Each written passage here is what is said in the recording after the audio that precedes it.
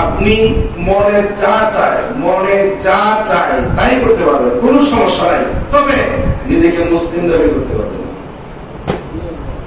যদি নিজেকে মুসলমান দাবি করেন তাহলে যা খুশি তা করা যাবে না, আর যা খুশি তা যদি করেন তাহলে নিজেকে মুসলিম দাবি করা যাবে না। দুইটা থেকে একটা করতে হবে। তার মানে যদি নিজেকে মুসলমান আমরা দাবি করি, অবশ্যই কোরআন এবং সুন্নাহর বিধান মতো চলতে হবে। কথা ঠিক কিনা?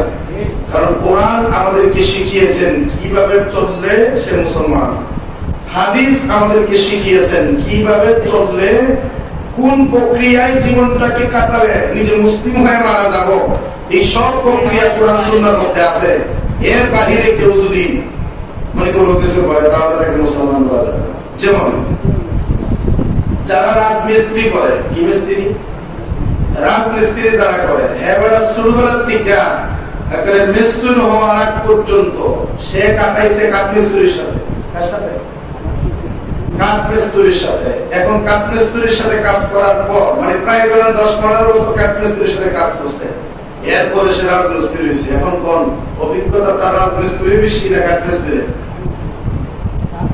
কাঠমিস্ত্রি বেশি না? আপনারা নাসিরনগর কলেজ বলে বা আশেপাশে হাসপাতাল যে আছে, ব্রাহ্মণবাড়িয়া হাসপাতাল আছে, ঢাকায় আছে, হাসপাতালে আপনারা দেখবেন ডাক্তারের অভাব নাই, কিন্তু আপনি রোগ অনুযায়ী ডাক্তার কম। মানে এক ধরনের ডাক্তার হচ্ছে ব্রেইনের ডাক্তার, আরেক ডাক্তার হার্টের ডাক্তার, আরেক ডাক্তার অর্থোপেডিক্স, হাড় ভাঙ্গা, পা ভাঙ্গা, হাত ভাঙ্গা, মানে ভাঙ্গা জোড়া দেওয়ার কাজে, আরেক ধরনের ডাক্তার সার্জারি ডাক্তার, আরেক ধরনের ডাক্তার গাইনি ডাক্তার। এইরকম এক একটা সেক্টরে আলাদা আলাদা ডাক্তার আছে না? আপনি যদি গিয়া বলেন তো সবাই ডাক্তার, আমার রোগটা দেখতে না, আপনার ব্রেইনের সমস্যা গেছেন গাইনি ডাক্তার যে বিধি এমন বিদ্যা অর্জন করছে, যেই বিদ্যায় নর্মাল ডেলিভারি সে সহজেই করাতে পারে, বা গর্ভবতী অবস্থার যে সমস্যা বা যে সমাধান, এই সবগুলো গাইনি ডাক্তারের কাছে মানে এই জ্ঞান গুলো আছে। তার কাছে যদি ব্রেইনের সমস্যা নিয়ে যান, কি চিকিৎসাটা করবে বলেন? এখন আপনি যদি তারা মোরানা করেন তাহলে ডাক্তার কি বোঝানো সম্ভব? সে তো এই বিষয়ে দক্ষ না, সে আরেক বিষয়ে দক্ষ। ব্রেইনের সমস্যা আপনার, আপনি ব্রেইনের ডাক্তারের কাছে যান, গেলে আপনার চিকিৎসা সুন্দর হবে। আমি কোন জিনিসটা বোঝাইতে চাইতেছি, একটা বিষয় নিয়ে পড়াশোনা কইরা আরেকটা বিষয়ের উপরে মানে চিকিৎসা করা যায় না। এক বিষয়ের উপর পড়াশোনা কইরা আরেক বিষয়ের উপরে বিদ্যা অর্জন করা যায় না। এক বিষয়ের ডক্টর হইয়া, এক বিষয়ের মিস্ত্রি হইয়া, এক বিষয়ের আপনার ইঞ্জিনিয়ার হইয়া অন্য বিষয়ের ইঞ্জিনিয়ার দাবি করা যায় না, দাবি করা যায় না। ঠিক তদ্রুপ ইসলাম আমাদেরকে শিখিয়েছেন কোন কাজটা মুসলমানের, ইসলাম আমাদেরকে শিখিয়েছেন কোন কাজটা বিধর্মীর, ইসলাম আমাদেরকে শিখিয়েছেন কোন দিকে চললেই মুসলমান হয়ে কবরে যাওয়া যাবে। এখন ওই দিক বাদ দিয়া আপনি যদি ভিন্ন দিকে চললে মারা যান, আপনাকে কি মুসলমান বলা যাবে? আপনি সারা বছর আরেক ধর্মের তবলা বাজায় গেছেন, আপনি সারা বছর আরেক ধর্মের রেওয়াজ বাজায় গেছেন, কিন্তু আপনি নিজের মুসলমান ঠিকই দাবি করছেন। কিছু বাউল আছে যে বাউলরা কি করে জানেন, এরা চলতি সামান দেখলে বোঝা যায় কি হিন্দু না মুসলমান। যারা গান গায় এরা বাউল না, গান যারা গায় এরা বাউল করা, এরা তো শিল্পী গায়। বাউল হলো তারা যারা গান লেখে এবং গায়।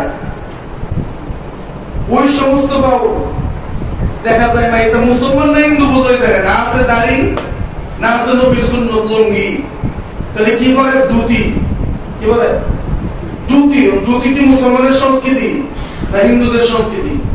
হিন্দুদের সংস্কৃতি, কিন্তু সে নিজেকে মুসলমান দাবি করতেছে, করতেছে কি ধুতি। আবার নিজেকে মুসলমান দাবি করতেছে, পড়তেছে হিন্দুরা যে ফতুয়া, হিন্দুরা একটা ফতুয়া ছাড়া কিরকম জানে এরকম। আবার মাথায় টুপি আছে, মাথায় কি আছে? টুপি আছে। আমার মাথায় টুপি আছে, এবার মুসলমান। পরনে টুপি আছে, এবার হিন্দু। হিন্দু আর মুসলমান দুই ধর্মের কালচার এক লোকের ভিতরে, তার মুসলমান করেন না হিন্দু করেন?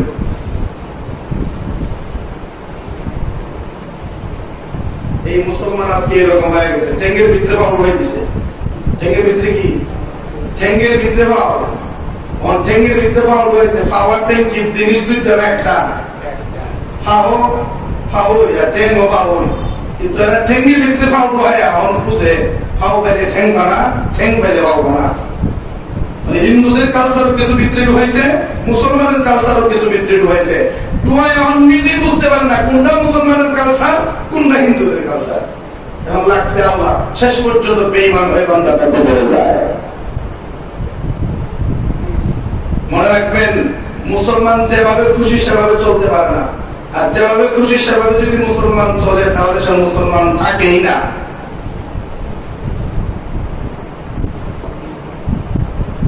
এই জন্য আমাদেরকে আগে জানতে হবে একজন মুসলমান হিসাবে আমাদের কি করণীয়, আর একজন মুসলমান হিসাবে আমাদের কি বর্জনীয়, কি ছাড়তে হবে আর কি ধরতে হবে।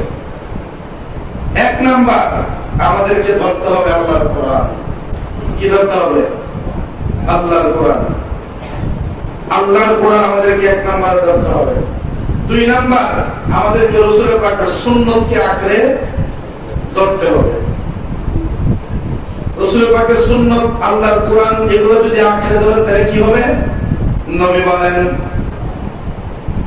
আমার উম্মত ততক্ষণ পর্যন্ত গুমরাহ হবে না যতক্ষণ পর্যন্ত দুইটা জিনিসকে ধরে রাখতে পারবে। আমার উম্মতকে কেউ গুমরাহ বানাতে পারবে না, জাহান্নামী বানাতে পারবে না। আমার উম্মত যতদিন পর্যন্ত দুইটা জিনিসকে মজবুত ভাবে ধরে রাখতে পারবে।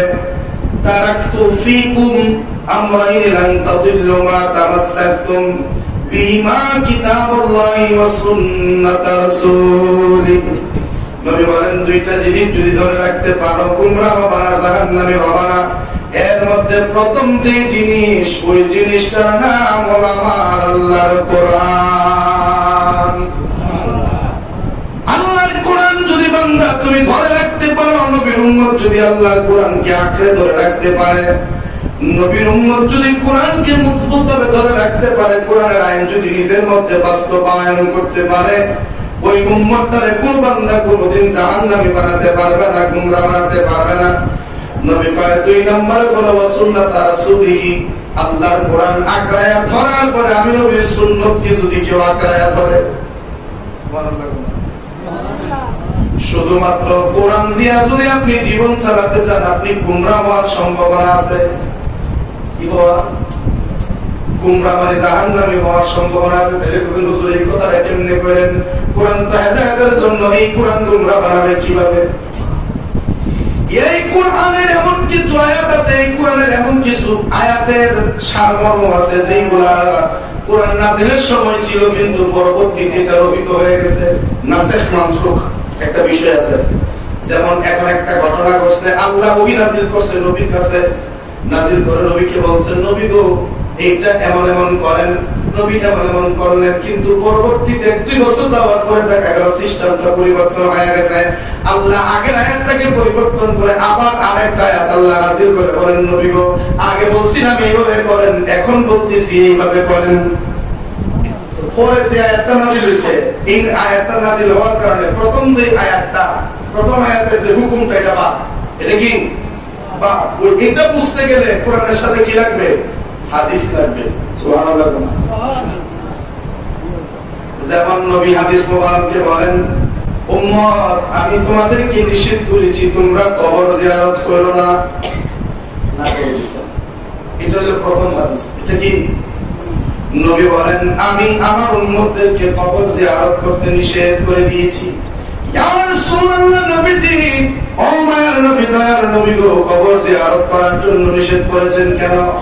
নবী ডাক দেন, কবর জিয়ারত করার জন্য নিষেধ করছি এই জন্য, কারণ তোমরা কবরের সামনে যাইয়া মাথা ঝুঁকায়া সিজদা মারো। আসলে এরকম। এরপরে নবী পরবর্তীতে আবার হাদিস বলতেছেন কি? ফাজুরুহা, এখন আমি অনুমতি দিচ্ছি তোমরা জিয়ারত করো। তাহলে প্রথম যে না করছিল এই হুকুম কি থাকবে না বাদ যাবে? বাদ যাবে। পরের হুকুম কি হবে? মানতে হবে। পরের হুকুম জারি থাকবে, আগের হুকুম এটা কি হয়ে যাবে? বাদ হয়ে যাবে। বলছে আমি জিয়ারত করতে নিষেধ করেছিলাম, এটা বাদ। পরে বলে আমি এখন অনুমতি দিচ্ছি জিয়ারত করো। এই জিয়ারত করো যে হুকুমটা দিলেন, এই হুকুমের পর আর কবর জিয়ারত সম্পর্কে নিষেধ কোনো নিষেধ আসা নাই, অতএব জিয়ারত করা নবীর সুন্নাত। আমি কোন জিনিসটা বোঝাতে চাচ্ছি, প্রথম না করছেন পরে হা করছেন, প্রথম না করছেন পরে হা করছেন, পরের হার কারণে প্রথমের নাটা বাদ। এইরকম কিছু বিষয় কোরআনে আছে, সেই কোরআনের এই বিষয়গুলো বুঝতে গেলে রাসূল পাকরা হাদিসের সাহায্য লাগবে। কিসের সাহায্য? হাদিসের সাহায্য। তাকে বলে তাফসীর বিল কোরআন বিল হাদিস, কোরআনের তাফসীর হাদিস দিয়ে। এই জন্য শুধু যদি কোরআন কেউ মানে, কোরআনকে মেনে না যদি চলে যায়, সে জান্নাতে যাওয়ার চেষ্টা করে, সে গুমরাহ হওয়ার সম্ভাবনা থাকে। এই জন্য বর্তমান সমাজে, বর্তমান দেশে একটা দল আছে, যেই দলের নাম আহলে কোরআন। সেই দলের নাম কি? আহলে কোরআন।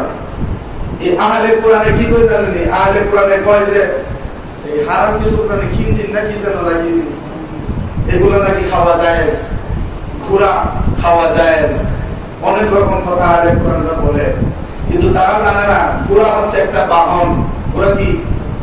একটা বাহন। একবারে সৃষ্টির শুরু থেকে এই পর্যন্ত ঘোড়া কি ঘরের প্রাণী হিসেবে লালিত পালিত হচ্ছে নাকি বাহন হিসেবে?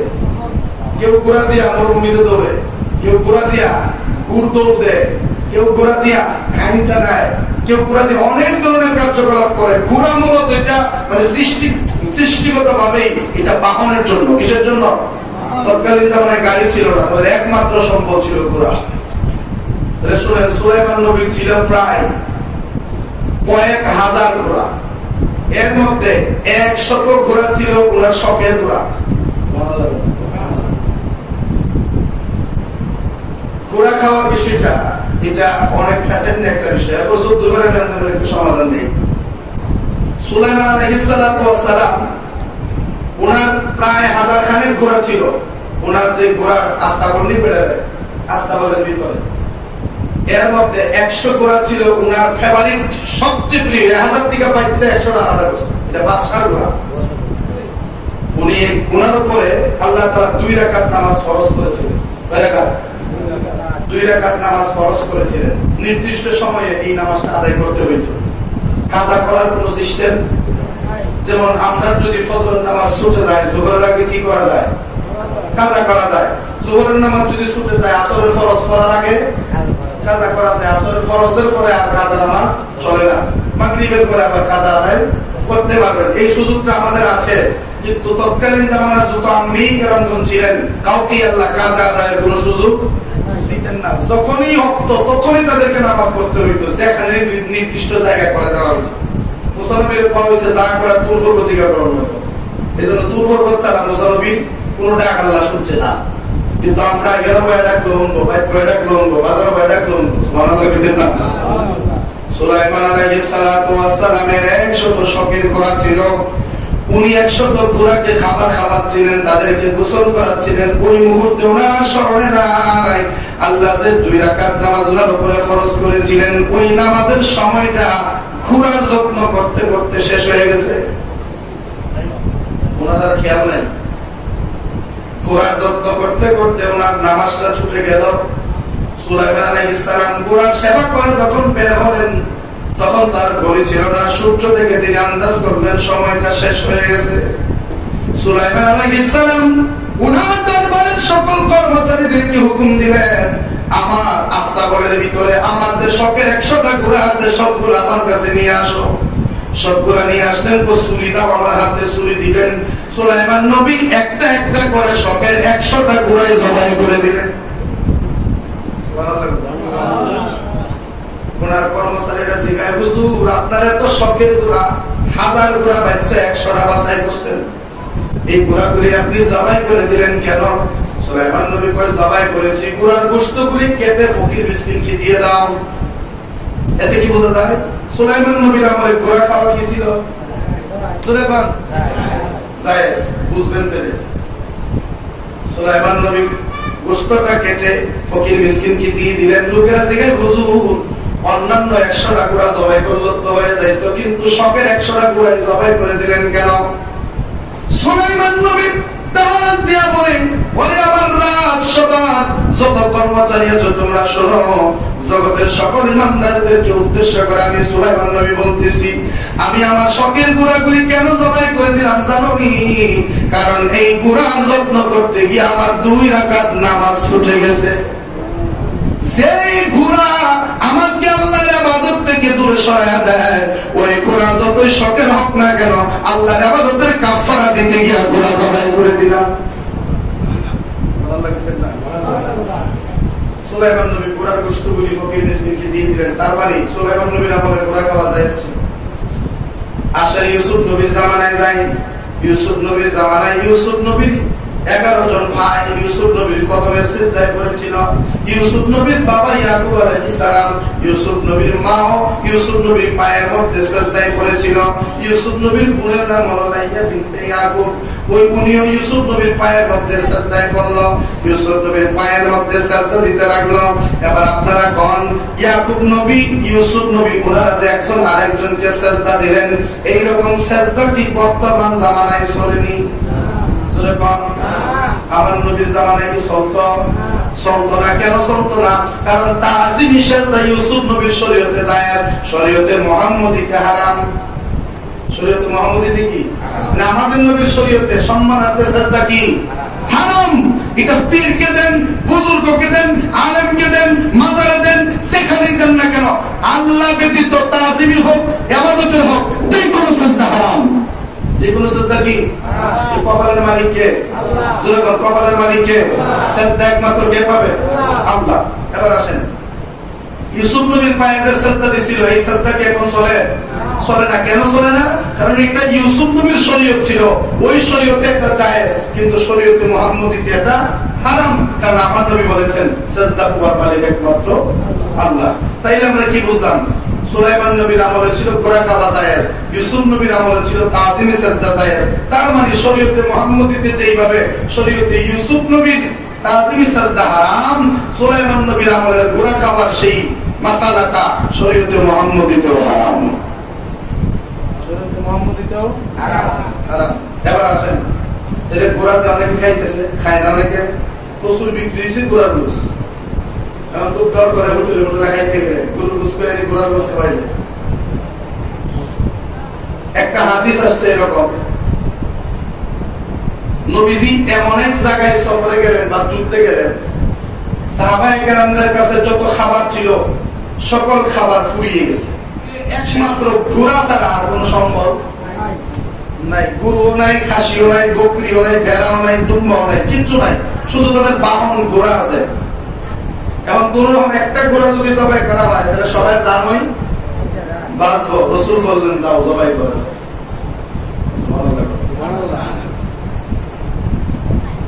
ঘোড়া তো অনেক গুলাই ছিল, এর মধ্যে রাসূল বলছেন একটা ঘোড়া জবাই করে সবাই মিলে খেয়ে নাও।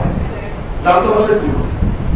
আমরা সবাই জানি জান বাঁচাইতে গিয়া যা করা যায় তা করাই কি জায়েজ, তা করাই কি জায়েজ। জান বাঁচাইতে গিয়া যদি অনেক সময় টাকাটা যদি আপনারা ধরে, আপনি যান বাঁচানোর জন্য যদি কোন যে ভাই আমার কাছে কিচ্ছু নেই, ভাই ভাই আমার মা অসুস্থ, এই সেই মিছা কথা কয়ে যদি বেঁচে যেতে পারেন, এটা আপনার জন্য জায়েজ, আল্লাহ আপনাকে ছাড় দেব। কারণ আপনি জানটা বাঁচাইতে গিয়ে তারা মিছা কথা কইছেন। নিকরি ভাইয়া বাবা মাও মিথ্যা কথা কইলে বাপরে তখন ফতোয়া দেওয়ার প্রায় বলছেন মিথ্যা কথা হারাম। কিছু কিছু প্রয়োজনে মিথ্যা কথা বলা যায়, যেমন নিজের বউয়ের দ্বারা মিথ্যা কথা বলা যায়, নিজের বউয়ের দ্বারা কম যায়, তবে সরাসরি মিথ্যা কথা টেকনিকে ওরা কম যায়। যেমন ধরেন না বউ আপনারে কয়ে দিছে হলো এই হলেন না দেখো বাজার একটা শাড়ি দেখেছিল তো ভালো লাগছে আমার, শাড়িটার দাম কত? 5,000 টাকা। আচ্ছা 5,000 টাকার শাড়ি তোমার দিতে বাচ্চা দিই বাজারে গিয়ে দিই, মন করে কিন্তু আনবা, না তোমার খবর আছে জামাই বউয়ের দমক খেয়ে গেছে বাজার, বড় আড্ডা আছে মাত্র 1,000 টাকা, শাড়ির দাম কত? 5,000 টাকা। তখন শাড়ি যদি কিনা না আনে বই কি দিব? বই কিন্তু পছন্দ করে তৈরি গেছে শাড়ি, বুঝছে তুমি যাইবা টেহাটা দিবা, শাড়ি না লই বাবা। এবারে বাজারে গেছে গিয়ে শাড়িও দেখছে, সবগুলাই দেখছে, দেখে শাড়ি টেহা খুলাইছে না, এই জন্য আয় বসতে পারি বইয়ের দিকে শাড়ি আনছো নাকি। তখন যদি কেউ টেহা নাই বিয়া খুশি রেখে কম না মিথ্যা কথা বুঝি। এখন যদি বিয়া করছি রেখে স্বামী স্ত্রীর মধ্যে অনেকটা দরকার করি, ওই মুহূর্তে যদি স্বামী কয় গেছতাম বাজার কি হই শাড়িটা আর নিচে তোমার তোমার পছন্দের শাড়িটা তো লাগাম, কিন্তু যদি সবার আর দিল কথা ঠিক কিনা না? সম্মানে থাকলে বউ খুশি নিজেও খুশি, কথা ঠিক কিনা? এইরকম কিছু টেকনিক পাওয়া যায়, সরাসরি করে না, কারণ আমাদের বাজার অংশে উজ্জ্বলের কে আন্দাজ করে করে। এবার আসেন, তাইলে কি বুঝলাম? খুরা খাবার যে বিষয়টা, এটা রাসূল অনুমতি দিছে তখন যখন কি করছিল? সাহাবায়ে কেরামের জান বাঁচানোর কোনো সুযোগ ছিল না। জান বাঁচাই দিকে বলছিল জবাই করে খেয়ে নাও, যেহেতু একটা প্রাণী, কিন্তু এটা বাহন জাতীয়। ওই যে অনুমতিটা দিলেন রাসূল, এটাকে হাদিস হয়েছে না? সাহাবায়ে কেরাম কি এটা হাদিসের কিতাবে বলে না? বলছেন। এখন ওই হাদিস যদি এখন আপনি এটার উপরে যদি আমল করতে চান, চলে হবে না। কেন হবে না? কারণ রাসূল অহরহর ঘোড়ার গোশত খান নাই, বরং জীবনে 1-2 বার বিপদে পড়ে সাহাবায়ে কেরামদের জান বাঁচাতে দিকে ঘোড়া খাওয়ার অনুমতি দিয়েছিলেন।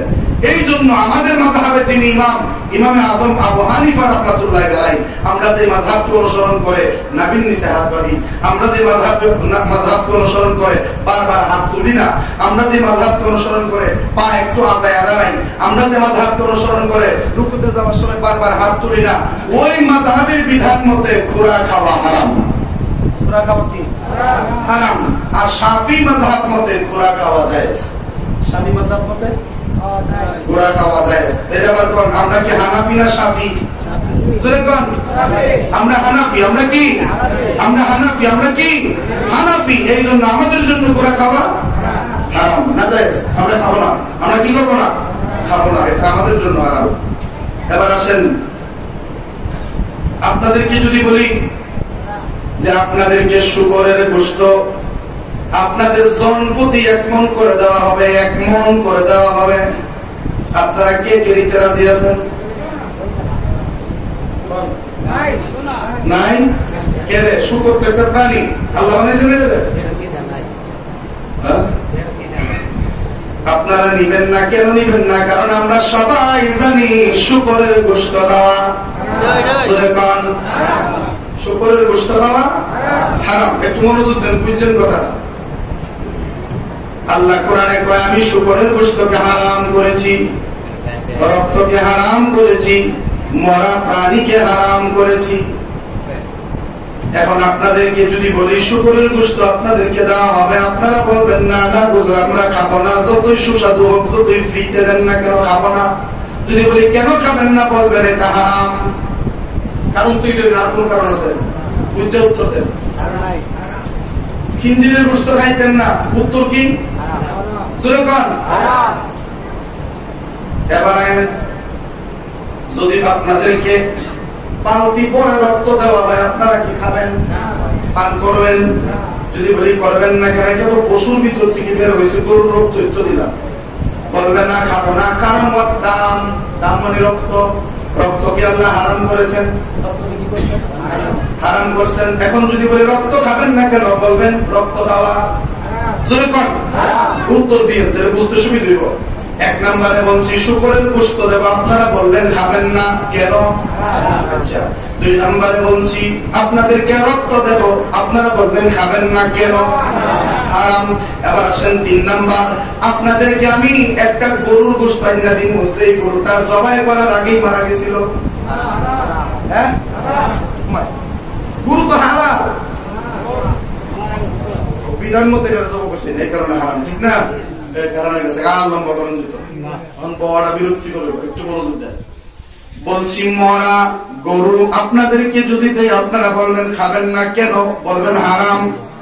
এবার আসেন, মরা খিনজির, জিতা খিনজির, যাই হোক, খিনজিরের গোশত খাওয়া হারাম, রক্ত খাওয়া হারাম, মরা গরু খাওয়া হারাম, মরা ছাগল খাওয়া হারাম। কেন খাবেন না? উত্তর একটাই, হারাম। যদি জোর করে খাওয়া দেওয়া হয়, বমি করে ছেড়ে দিবেন। কথা ঠিক কিনা? না, যদি জোর করে খাওয়ায় দেওয়া হয়, তবু আপনারা বমি করে ছেড়ে দিবেন। এবার আমি আপনাদেরকে বলবো, বিবেকে কি পোকায় ধরছে নাকি, বিবেকের মধ্যে কি শয়তানে প্রস্রাব করে দিয়েছে নাকি? আপনারা রক্ত খাবেন না, শুকরের গোশত খাবেন না, মরা গরু খাবেন না, আপনারা কিছুই খাবেন না, কারণ হারাম। তাহলে ওই হারাম সুদের টাকা পেটে ঢোকান আপনারা কেমনে? কোন ঠিক খিঞ্জিরের গোশত যেই দলিলে হারাম, রক্ত যেই দলিলে হারাম, মরা গরু যেই দলিলে হারাম, এই দলিলে তো সুদের টাকা হারাম। কথা ঠিক কিনা কথা?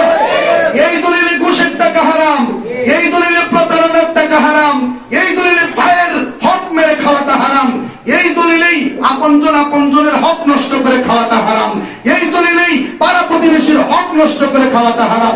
এগুলো তো হরহর খাইতে পারেন, খিঞ্জিরের গোশত খাবেন না, পাড়ায় খান। তার মানে আমরা নিজের বেলা সব বুঝছি। কথা ঠিক কিনা? আমি আগেই কইছি, ওয়াজ আজকে বাস্তব ওয়াজ। বাবারা আমার, যদি আরো কঠিন করে বলি তাহলে অনেকে মাইন্ড করে ফেলবেন। আপনার নিজের ঘরের যে মেয়ে, এই মেয়ের সাথে কি আপনার বিবাহ চলবে? হারাম না? আল্লাহ তো কিন্তু সব নারী জাত তোমার লেগে হারাম, সব নারী জাত তোমাদের জন্য হারাম। নিজের মেয়েটা হারাম কেন? কারণ নিজের মেয়ে, নিজের রক্তের সাথে নিজের কোনো কিছু চলে না, এই জন্য কি হারাম। এটা করেন না। যদি মাথার বাইরে খুনও করে না, আমরা তো এটা সম্ভব না, হারাম।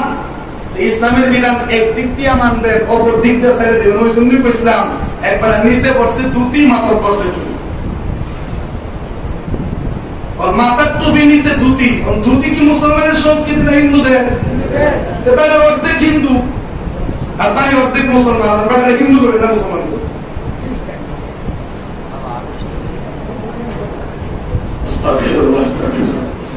এই জন্য আমরা মুসলমানের পরিপাটি মুসলমান হয়ে যাব, মাইন্ড করেন না। যুবক ভাইয়েরা যারা আছেন, এই যুবকরা দ্বারা ইসলামের সবচেয়ে বেশি উপকার হয়েছে। আবার এই যুবকদের দ্বারা বর্তমানে ইসলামের সবচেয়ে বেশি ক্ষতি হয়েছে। কেমনি বুঝছি বা কোন বিষয়টার ইঙ্গিত করে বেশি বুঝে নিয়েছিলাম, একটু সতর্কতার সাথে চলবেন। এবার আসেন, আল্লাহ নবী রাহমাতুল্লাহ আলাইহি বলেন, হযরত সাঈদ ইবনে যায়েদ রাদিয়াল্লাহু আনহু থেকে বর্ণিত, উনি বলেন, আমি নবীজিকে বলতে শুনেছি। কি শুনেছি? নবীজি বলেন, যে ব্যক্তি অন্যায়ভাবে 1 বিঘত পরিমাণ জমিন গ্রহণ করবে, কিয়ামতের দিন 7 পৃথিবী তার গলায় বেড়ি বানিয়ে দেওয়া হবে। একটা পৃথিবী, যে পৃথিবীর ভিতরে প্রায় কয়েক হাজার চাঁদ ঢুকানো যাবে। একটা পৃথিবীর ভিতরে চাঁদ কয়েকশো, কয়েক হাজার ঢুকানো যাবে। এইরকম পৃথিবী কয়টা পেয়েছে? 7টা পৃথিবী। এইরকম 7টা পৃথিবী বেড়ি বানায় তার গলায় জড়িয়ে দেওয়া হবে, যে অন্যায় ভাবে 1 টুকরো জমি কারো দখল করবে। এটা তো বর্তমানে বেশি, এটা সরাসরি, কারণ এটাই চলতেছে। আমিন আনছেন মাপার জন্য, এই পকের এক আমিন, এই পকের এক আমিন, তুই আমিনে যদি মিলে থাকে, আমাদের যে কোন ফায়দা তো হয় করতে পারতেন না। কথা ঠিক কিনা? এখানে আপনারা যারা আছেন, হাত তুলে সাক্ষী দেন, কয়জনের দলিল বুঝেন? আমি যে মোল্লা হয়েছে, আমি তো দলিল বুঝি না। বালাকিরা আপনারা কি বুঝবেন? দলিলের যে লেখা 1 নাম্বার, 3 নাম্বার, এটা কজনে করতে পারেন? কয়জনে বুঝেন? তার মানে আমি এটা বোঝাই, আপনি রেডি বুঝেন। কথা ঠিক কিনা? সরকারের দলিল ফয়দাতে রামদের বোঝায়, আপনি রেডি বুঝেন। আর সরকার যদি ভুল করে উনায়, তার তো ভুল।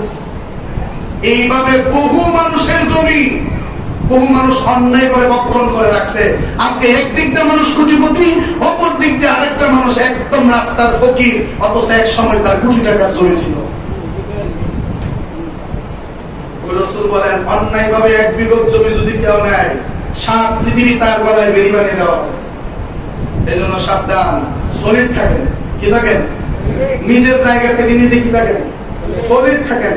তাহলে পৃথিবীর কাউকে ডরাতে হবে না, একমাত্র আল্লাহকে ডরায়া নিজেকে শুধরাইয়া ফেলেন। তাহলে দেখবেন মরণটা এত সুন্দর হবে যে হাসতে হাসতে মরবেন, দুনিয়ার মানুষ আমাদের দীক্ষা কাটবে। বিষয়টা বুঝছেন না? যখন তুমি হেসেছিলে ভবে, কেঁদেছিলে তুমি, হেসেছিল সবে, এমন জীবন তুমি করিবে গঠন, মরিলে হাসিবে তুমি, কাঁদিবে ভুবন। তুমি যখন ভবে এসেছিলে, তুমি ওয়া করে কেঁদেছিলে, তোমার এই কান্না দেখে তোমার মা হাসছে, তোমার বাবা হাসছে, তোমার আপনজনরা হাসছে। কেন? যাক, আজ যাই হোক না কেন, সন্তানটা কান্না করতেছে মানে সে সুস্থ আছে। কথা ঠিক কিনা? এই খুশিতে হাসতো, তুমি কাঁদো, সবাই হাসে। আর মারা যাওয়ার সময় কি হবে জানো? তুমি হেসে হেসে মরবা, তোমার হাসা দেখে আফসুস করে সবাই কাঁদবে। জীবনদানে এমন গঠন করো। আচ্ছা, কারণ কিছু মানুষের মারা যাওয়াতে খবর শোনার পরে চোখে মেলে আইসে কিনা? আইসে না? এবং তার স্মৃতিগুলি চোখের সামনে ভাসছে কিনা?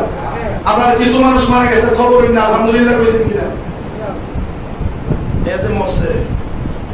যেমন রাস্তার যদি একটা ডাহাত মারে, এই ডাহাত যদি রাস্তাতে একটা দইয়া পুলিশে গুলি করে মারা না, এই খবরটা যদি আপনি নেবেন কি করবেন? আলহামদুলিল্লাহ মরছে। কথা ঠিক কিনা? সাপ সাক্ষী আমরা একটা দেখছিলাম দেওরানা সোহাটা থেকে আসার সময়, দেওরা থেকে আসার সময় বছরের পরে দিয়ে গুলি বের উচিত করে হলে করছে। জীবনের প্রথম গুলির মরা দেখছিলাম, দেখিয়া একটুখানি আফসোসও লাগছে না, বরং আলহামদুলিল্লাহ বলছি রাস্তার দিকে একটা কুত্তা মরছে। কথা ঠিক কিনা? না, রাস্তার দিকে একটা কুত্তা মরছে। গত রাত্রে নূরপুরের একটা লোককে বেরিবাদে ধরে রাত 8টার সময় কুবায় হলে ধরেছে। অনেকে পাইছেন, আমরা ফেসবুকে পেয়েছি। অনেক বেরিবাদ দিয়ে তো আমরা 8টা 9টা 10টা 11টা 12টা টাইমের কোন মিল নেই, আমরা কতবার আসা যাওয়া করছি। কিন্তু এই লোকটাকে দইরা কুবায় মোটরসাইকেল তো নিছেই, লাখখানেক টাকাও নিছে, এবং তারা মাইরা কুবায় হলে রাখছে। বাঁচবো কিনা সন্দেহ, রাজনীতি করে রাখছে না, বন্ধ করে লিখছে। এখন কোন যারা এই কামটা করলো, সাধারণ একটা মানুষের এত বড় ক্ষতিটা করলো, এটিতে মাইরা মেলে আমরা কি বেজা না খুশি? এরাও তো মানুষ। আমি মানুষ হয়ে যদি আমি মারা যাওয়ার পর মানুষ হাসে আর আলহামদুলিল্লাহ কয়, এই মানব জীবনের সারাটা কোথাও নাই। বাথরুমের ট্যাঙ্কিতে চাপ দিয়ে মারেন আপনি। একটা দুষ্ট কুকুর, সেই কুকুরটা মানুষের দাঁড়ায়, মানুষের কষ্ট দেয়, এই কুকুরটাকে কেউ যদি ইঞ্জেকশন দিয়ে বা কোনোভাবে মেরে ফেলে, মানুষ খুশি না? খুশি। দুষ্টটা একটা মস্ত পাচ্ছি। আরেকটা কুকুর যে কাউরে কষ্ট দেয় না, কাউরে মারে না, ভক ভক করে না, বরং উল্টা এলাকা বাড়া দেয়, বাড়ি বাড়া দেয়, এই কুত্তাটারে যদি আপনি মারেন, মানুষই করব যে আগের কুত্তাটারে মারছে, যেই লোকটা আগের কুত্তাটারে মারছে, ওই মানুষটাই করব এই কুত্তাটারে মারা তো কি হয়েছে না রে? কথা ঠিক না? অত সেই আরেকটা কুত্তা মারছে, এও করতেছে যে আরেকটা মারে, স্ত্রীটা মারাটা তো কি হয়েছে না? কেন? ওইটা দুষ্ট আছে, এটার কারণ আছে, এই জন্য মারছি। এটা তো কোনো কারণ নাই, কোনো দোষ নাই, মারলে কেন? তার মানে কুকুর হইলেও দেখা যায় একটা মারলে মানুষ খুশি, আরেকটা মারলে মানুষ বেজা। তার মানে দুষ্ট গোয়ালের চাইতে শূন্য গোয়াল বাবা। কথা ঠিক কিনা? দুষ্ট মুসলমানের চাইতে যে মুসলমান ইসলামের ক্ষতি করে, এইরকম মুসলমানের চাইতে মুসলমান না থাকা ভালো। মুসলমানের মুসলমানের মতো হন। ফিলিস্তিনের পক্ষে কয়জনে আজকে যদি রাজপথে ডাক নামে, কয়জনে নাম দেন? কয়জন? আরে না, যদি একটা পারমাণবিক তেল উঠে ছাড়ে, পারমাণবিক লাগতো না, ছোট্ট একটা রকেটের বোমা উপরে যদি এটারে ক্রাশ করে, তাহলে দেখবেন এটার আওয়াজে পুরো ভারত মানুষ খুব বন্ধ। অথচ জমি বানাইছে না, মুখে খালি ফুটছে, ভুলে ফুটছে আর কি এটা। এতে আপনারা বেঁচে যাবে। অথচ ফিলিস্তিনেরা প্রতি মুহূর্তে মুহূর্তে এরকম বোমার আঘাতে জর্জরিত হইতেছে। গত একটা আঘাতে 500 মানুষ জায়গায় শেষ, ওই এলাকার প্রেসিডেন্ট পর্যন্ত, প্রধানমন্ত্রী পর্যন্ত শেষ। বাবা, মুসলমান হইলে ফিলিস্তিনের মতো হন, মুসলমান হইলে কাশ্মীরের মুসলমানের মতো হন, মুসলমান হইলে লেবাননের মুসলমানের মতো হন, মুসলমান হইলে আপনার মিয়ানমারের মুসলমানের মতো হন, সৌদি মুসলমানের মতো হওয়ার দরকার নাই। সৌদি যদি মুসলমানের মতো মুসলমানের হইত, সবার আগে তো সৌদি থেকে প্রতিবাদ হওয়ার কথা ছিল। বলেন এই পর্যন্ত সৌদি থেকে কোন ঘোষণা পেয়েছেন? বলেন। আপনার ইয়ামেন আর সৌদি থেকে ফিলিস্তিনের দূরত্ব আর ইয়ামেন থেকে ফিলিস্তিনের দূরত্ব, দুটার দূরত্ব বিবেচনা করলে দেখা যায় সৌদি কাছাকাছি, ফিলিস্তিন থেকে সৌদি কাছে, ইয়ামেন দূরে। ফিলিস্তিন থেকে সৌদি কাছে, ইয়ামেন দূরে। সেই ইয়ামেন গরিব রাষ্ট্র, ওই রাষ্ট্র ফিলিস্তিনের পক্ষে মিসাইল ছাড়ে। দূর থেকে প্রতিবাদ হয়, আর কাছাকাছি সৌদি, যে সৌদি লাগা দিলে গোটা মুসলিম বিশ্ব কেঁপে উঠবে। কথা ঠিক না? করলো মক্কা থেকে যদি একটা পদক্ষেপ নেওয়া হয়, গোটা পৃথিবীর মুসলমান কে সেটা মানবে না? কিন্তু তারা আজকে বই দিচ্ছে, কারণ তারা সেফটি দিয়ে রাখছে। সেই ইসরায়েল তাদেরকে কি দিয়ে রাখছে? সেফটি নিরাপত্তা দিয়ে রাখছে সেই ইসরায়েল। ওই ইসরায়েলের বিরুদ্ধে যদি কয় তাহলে কি হইব? জাতের বিরুদ্ধে জাত লাগবো, তাদের মসনদ বেশি দিন টিকবে না। এই জন্য তারা কথা বলছে না। ইরানের জন্য আমরা দোয়া করি, তারপর ইয়েমেনের জন্য আমরা দোয়া করি। কেন? কারণ তারা অন্তত ফিলিস্তিনের পক্ষে দাঁড়াইছে। কথা ঠিক না? আমরা বাংলাদেশও দাঁড়াইতো, কিন্তু বাংলাদেশের সেই রকম সামর্থ্য, যেরকম সামর্থ্য সবগুলো যদি ফিলিস্তিনের পক্ষে খরচ করে দাঁড়াতে, বাংলাদেশ ইন্ডিয়া খাল হয়ে গেলে। কথা ঠিক কিনা? এরপরও কিছু কিছু সময় সামরিক প্রতিবাদ, কিছু কিছু সময় আর্থিক প্রতিবাদ, কিছু কিছু সময় আর্থিক প্রতিবাদ, আবার কিছু কিছু সময় রুহানিয়তের প্রতিবাদ। মানে বুঝছেন না? কিছু কিছু সময় রকেট বিমান এগুলা দিয়ে প্রতিবাদ করতে হবে, আবার কিছু কিছু সময় আপনার আমাদের অর্থ টাকা দিয়ে প্রতিবাদ করতে হবে। টাকা ফিলিস্তিনিদের সাহায্যের জন্য পাঠাবো, ইসরায়েলের বিপক্ষে পাঠাবো। আর সবচেয়ে বড় প্রতিবাদ হবে, শেষ কথা, সবচেয়ে বড় প্রতিবাদ হবে যদি ইসরায়েলি সকল পণ্য বয়কট করতে পারে। রাজি আছেন আমার সাথে? ইসরায়েলি পণ্য, কি পণ্য? ইসরায়েলি পণ্য। ইসরায়েলি পণ্য যতগুলো আছে সবগুলো আমরা খাবো না, সবগুলো আমরা কি করবো না। ইসরায়েলি পণ্য কি কি আমি আগামী জুমায় আপনাদেরকে পুরো লিস্ট দেখাবো। ভাবলাম আগামী জুমায় আপনাদেরকে পুরো লিস্ট দেখাবো এবং সেই লিস্ট আপনাদেরকে বলে বলে শোনাবো কোনটা ইসরায়েলি আর কোনটা ফিলিস্তিনি, আর কোনটার বিকল্পে কোনটা খাইবেন। যেমন অনেকের আছে স্পিড খায় অভ্যাস, স্পিডটা যদি ইসরায়েলি হয়ে থাকে এটার পরিবর্তে কি খাবেন? যারা ইসরায়েলি না ওইটা আমরা খাবো, ঠিক আছে? এটা আমি আগামী সপ্তাহে যদি সময় পাই ইনশাআল্লাহ এই স্থানটা আপনাদেরকে দেখাবো। এটা হবে সবচেয়ে বড় প্রতিবাদ। কারণ একটা বোতল থেকে যদি 1 টাকা অন্তত ইসরায়েলের কাছে যায়, তাহলে কোটি কোটি বোতল থেকে প্রতিদিন কোটি কোটি টাকা ইসরায়েলে যাচ্ছে। আর ওই ইসরায়েল মুসলমানের কেনা সেই বোতল থেকে 1 টাকা করে লাভ করে, ওই টাকা দিয়ে মুসলমানের বুকে করে ঢুকে দিচ্ছে। আমরা টাকা আমাদের ভিতরে বুলেট হয়ে ঢুকছে, এটাকে আমরা মেনে নিতে পারি? যেরকম মেনে নিতে পারি। অতএব ইসরায়েলি সকল পণ্য বয়কট করতে হবে। কথা ঠিক কিনা? যেরকম ইসরায়েলি সকল পণ্য কি করতে হবে? বয়কট করতে হবে। আল্লাহ তাআলা যেন আমাদের সবাইকে ফিলিস্তিনের পক্ষে সবসময় থাকার তৌফিক দান করেন। সকলে করি আমিন। শুনলে অবাক হবেন, ফিলিস্তিনের সকল মুসলমান ওই সুন্নি মুসলমান। সবাই কি মুসলমান? সুন্নি মুসলমান, হানাফি। আল্লাহ তাদেরকে হেফাজত করুক, ইসরায়েলের শক্তিকে চিরতরে ধ্বংস করুক। আমিন সুম্মা আমিন। আমার কথায় কষ্ট পেয়ে থাকলে আল্লাহর রাস্তায় মাফ করবেন। আসসালামু আলাইকুম।